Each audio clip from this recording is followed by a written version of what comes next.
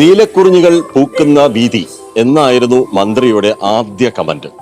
അതിൽ അധ്യാപകരുടെ ശാക്തീകരണ പരിപാടി, ആ BRC പരിപാടിയിലെ പരിശീലനത്തിനിടയിലായിരുന്നു സഹപ്രവർത്തകരോടൊപ്പം നമ്മുടെ പ്രിയപ്പെട്ട ഈ നീലക്കുറിഞ്ഞിയായി മന്ത്രി വിശേഷിപ്പിച്ച നമ്മുടെ അധ്യാപിക പ്രിയ പാട്ടുപാടിയതും ആ ആൾക്കാരുടെ എല്ലാം മനം കവർന്നതും. ടീച്ചർ, ആ ഒരു അനുഭവം എന്തുകൊണ്ട് ആ സമയത്ത് പാട്ട് പാടാൻ അങ്ങനെ തോന്നി? എന്തായിരുന്നു ആ സിറ്റുവേഷൻ? ഞാൻ ഉച്ചയ്ക്ക് ഫുഡൊക്കെ കഴിച്ചിട്ട് ഞങ്ങളെ ഇടവേളയിൽ ഇരിക്കുന്ന സമയമായിരുന്നു. അപ്പോൾ സുനിൽ സാറ്, ഞങ്ങളുടെ ട്രെയിനർ സാറ് ഒരു പാട്ട് പാടാനായിട്ട് ആവശ്യപ്പെട്ടു. അപ്പോൾ ആദ്യം ഒരു 2 വരി പാടി, എനിക്ക് സൗണ്ട് പ്രശ്നമായതുകൊണ്ട് ഞാൻ പതുക്കെ അതിനെ നിർത്തി. അപ്പോൾ എല്ലാവരോടും പറഞ്ഞു പറ്റത്തില്ല, കരോക്കെ ഇട്ട് തരാം.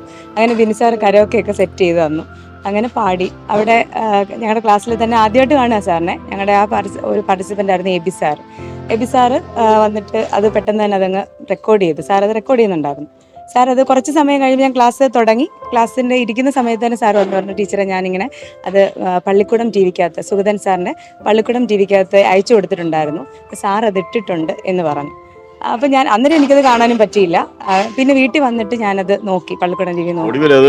വിദ്യാഭ്യാസ മന്ത്രി തന്നെ എടുത്തു. അതെ, സാർ അത് അയച്ചു കൊടുത്തു. സുഗതൻ സാർ ആ സൈറ്റിലേക്ക് അയച്ചു കൊടുത്തു. ഇപ്പോൾ വിദ്യാഭ്യാസ മന്ത്രി തന്നെ. അത് ഈ കോവിഡിന് ശേഷം നമ്മൾ കാണുന്നത് അധ്യാപികമാരും വിദ്യാർത്ഥികളും ഒക്കെ സ്കൂളിനകത്തൊക്കെ മുമ്പില്ലാത്ത വിധം ഇങ്ങനെ പല കഴിവുകൾ പുറത്തു പറയുകയും അത് കൂടുതൽ എക്സ്പോസ് ചെയ്യപ്പെടുകയും ചെയ്യുന്നുണ്ട്.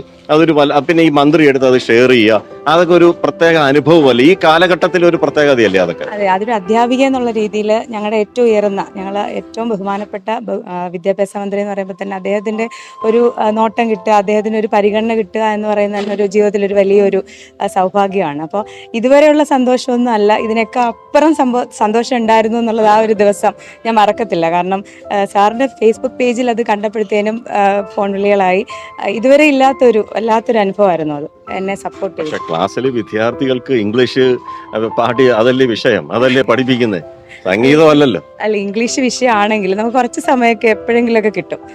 നമുക്ക് ക്ലാസ്സിൽ എപ്പോഴും ഒരു തുടക്കം, നമുക്ക് എപ്പോഴും ഇംഗ്ലീഷ് പറയണം എന്നില്ലല്ലോ.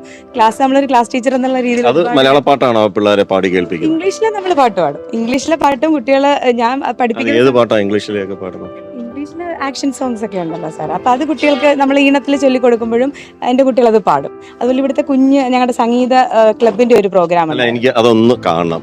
കുട്ടികളെ പഠിപ്പിക്കുന്ന ഇംഗ്ലീഷ് എങ്ങനെ, അതൊന്ന് കേൾപ്പിക്കണം. If you happy and you know it, clap your hands.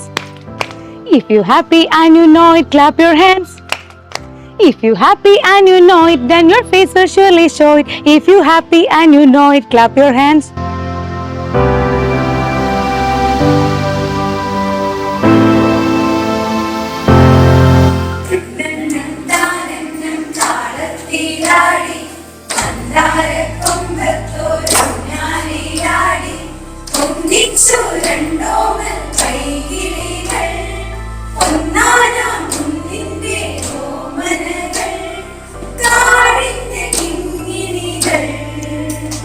നന്നായിട്ട് പാടുന്നുണ്ട്.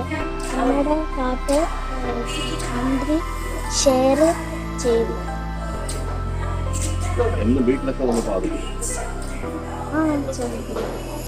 പാട് പ്രാക്ടീസ്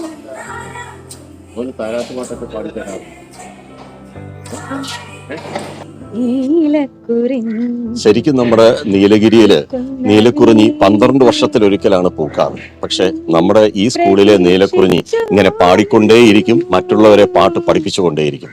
ക്യാമറമാൻ അയ്യപ്പദേവനൊപ്പം രാജ്കുമാർ.